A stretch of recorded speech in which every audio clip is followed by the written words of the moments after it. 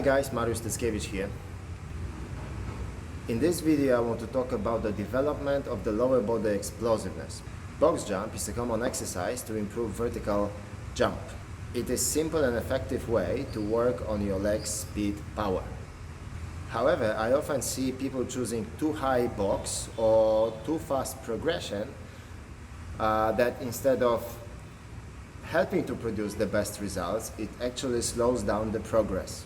The common mistake is selecting too high platform. Just because you can land higher doesn't mean you actually jump high. With the box jump, what really counts is the height of the center of the mass, which is roughly around the hips height. Increasing the height of the box makes only sense if the landing position is similar to your jumping position. In this example, I have used 5 different heights to land on. As you can see, the second jump, comparing to the first one, resulted in significantly higher position of my hips with the comparable landing position. Third jump didn't produce that much of the hip position difference, but I had to bend my knees a lot more in order to land safely. For the fourth and fifth jump, I had to bring my knees much higher, with minimum, if any, hips height improvement. I have simply reached my limit of my vertical jump somewhere between second and third box, and going any higher only compromises my safety and feeds my ego of landing high with no improvement of the actual height of the jump. If your aim is to impress a couple of dumb followers on your social media account, then sure, jump and land as ridiculously high as you can. Best would be on the Swiss ball and with the blindfold to gain a couple of more followers.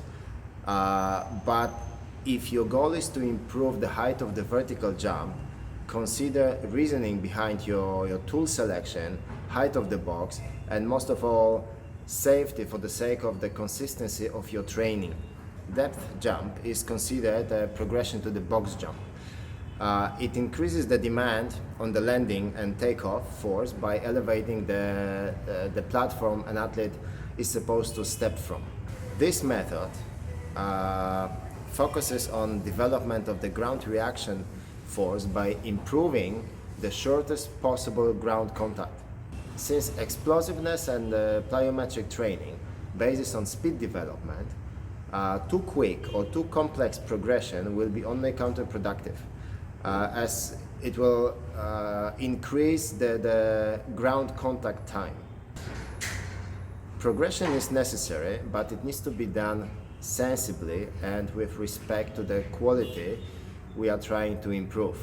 Elevating the stepping platform or loading the stepping down phase too heavily will only increase the ground contact time without stimulating the speed power development.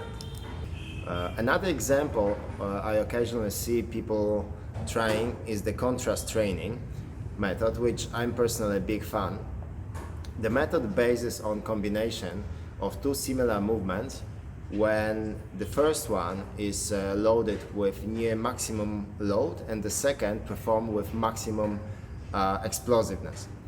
The mistake in this case is too light first exercise and not adjusted resting time between these 2 movements. Sport performance literature suggests a resting time between 30 seconds to 3 minutes in order to produce optimal results. Since the margin is quite large, it is suggested to individualize and adjust the resting interval for the athlete, for the movement, which suits the best performance. Thank you very much for watching. I hope to clear up a little bit the idea of the explosive training, and most of all to spare a few shins from unnecessary skin rupture.